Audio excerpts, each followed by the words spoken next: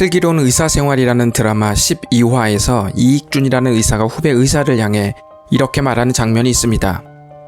환자한테 친절하다고 환자가 살진 않아. 문제가 있는 사람에게 가장 필요한 것은 정확한 진단이 아닐까요? 그래야 살잖아요. 로마서 1장의 말씀을 보면 하나님께서 우리의 현 상태를 진단한 말씀이 있는데 솔직히 말하면 듣기 썩 불편합니다. 하지만 정확한 진단입니다.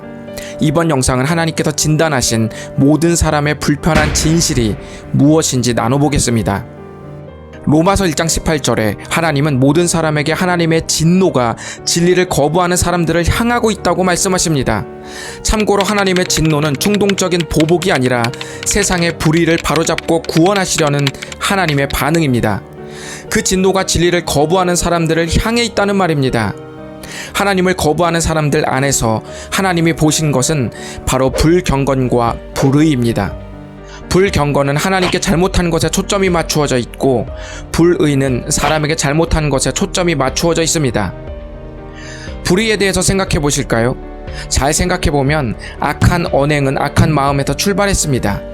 그럼 악한 마음은 어디에서 출발했을까요? 그 마음이 악하다는 것을 우리의 양심이 알고 우리가 그 마음을 품고 싶어 하지 않음에도 불구하고 이미 우리 안에 창조된 그 마음은 도대체 어디서 출발했을까요? 성경은 그것을 죄라고 말합니다. 우리는 흔히 잘못된 언행만 죄라고 생각하지만 엄밀히 말해서 잘못된 언행은 자신 안에 있는 죄에서 창조된 악한 마음을 통해서 밖으로 드러난 죄의 열매라고 말할 수 있습니다. 불경건은 근본적으로 하나님의 존재를 인정하지 않고 더 나아가 하나님을 하나님답게 여기지 않는 자기 중심성이라고 말할 수 있습니다. 우리는 하나님을 인격적인 하나님으로 생각하지 않다 보니까 하나님을 투명인간 취급한 것이 무슨 잘못이냐는 반감이 들기도 합니다.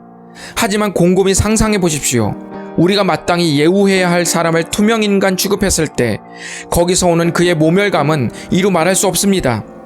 하다못해 간단한 식사 자리도 이유 없이 배제당했을 때 몹시 불쾌감을 갖습니다. 하물며 우리를 이 세상에 있게 하신 하나님을 배제한 삶이 아무렇지 않을 수는 없습니다. 하나님의 말씀은 우리가 잘 몰랐기 때문에 하나님을 인정하지 못했다고 말하지 않습니다.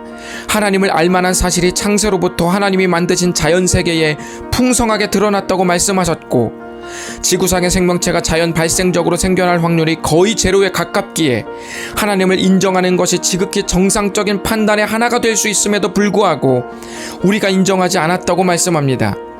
근거가 있음에도 알아보려 하지 않는 소극적 묵인과 충분히 하나님의 존재를 인정할 수 있는 결론을 애써 거부하는 적극적 묵인 아래 하나님을 투명인간 취급한 삶을 로마서에서는 불경건이라고 말씀하고 있습니다.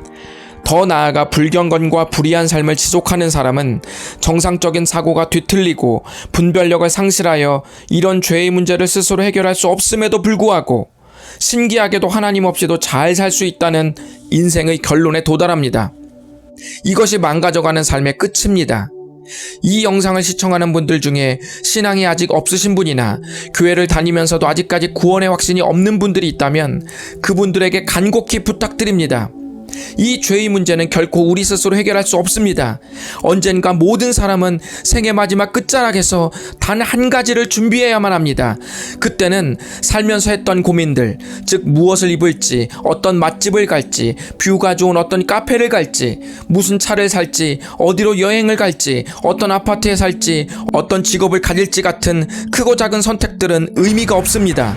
죽기 전에 우리가 준비해야 하는 유일한 현실은 바로 하나님의 진노가 향해 있던 우리 안의 불경건과 불의에 대한 심판입니다. 우리에게는 이에 대한 준비만 남습니다. 여러분은 여러분을 전도했던 사람들에게 그리고 교회를 향해 논리적 질문을 던져본 경험이 있을 것입니다. 하나님이 계시다면 왜 이렇게 세상이 불의하냐? 하나님이 계시다면 내 눈으로 그 증거를 보여달라. 하나님을 과학적으로 논리적으로 나에게 증명해달라. 우리는 종종 내가 진지하게 그 문제에 대해 고민해본 적이 없고 심각해본 적이 없는 상태에서 고민해보고 심각해야만 깨달을 수 있는 답을 기독교에, 성경에, 그리고 목사님에게 질문하곤 합니다.